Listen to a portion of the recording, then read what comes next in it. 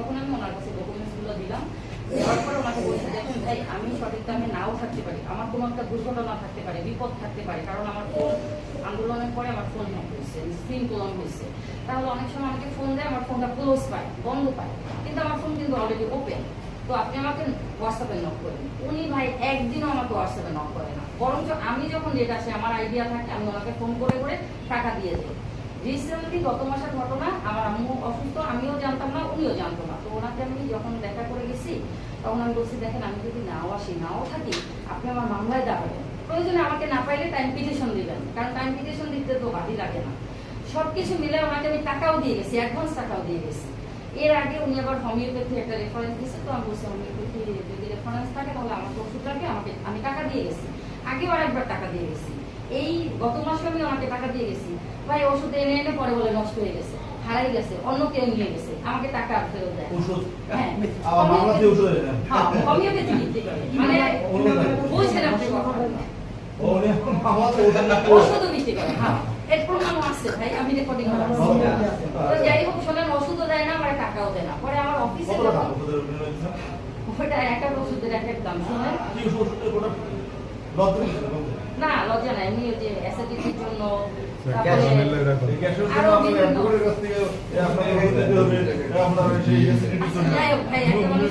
আছে বিষয়টা আমাকে শেয়ার করছে লাভের জন্য, আমারও দরকার, আমিও মানে বকচুপ না, প্রকাশ করে বসবাস করি। পরে শোনেন, না হলে ওখান থেকে আমি এখানে কেন আসবো? পরবর্তী সময় আমি ওনাকে অ্যাডভান্স টাকাও দিয়ে দিয়েছি, আমি ওনাকে অ্যাডভান্স টাকাও দিয়েছি, ভাই আমার কাছে প্রমাণ আছে।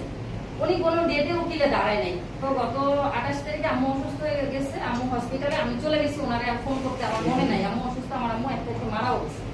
তো উনি হ্যাঁ, এই পর্যন্ত আমি আসতে পারি নাই। আমি কিন্তু দেশে ওনার সাথে ফোনে ফোনে কন্ট্যাক্ট করতেছি, বাট আমি জানি আমার মামলার ডেট, আমিও ওনাকে ফোন দিই, উনি নাকি আমাকে পায় না।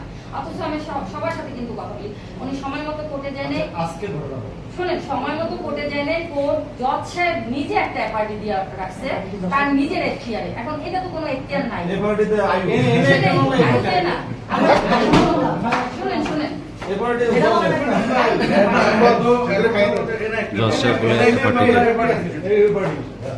শোনেন, এপারে আসে নাই, জজ সাহেব নিজে নিজের এখতিয়ারে দিছে। উনি ফোনে বলছে, সেটা আমি রেকর্ড করে রাখছি, কারণ আমি তো আসতে পারি না, আমি তো দেখতেই পাই।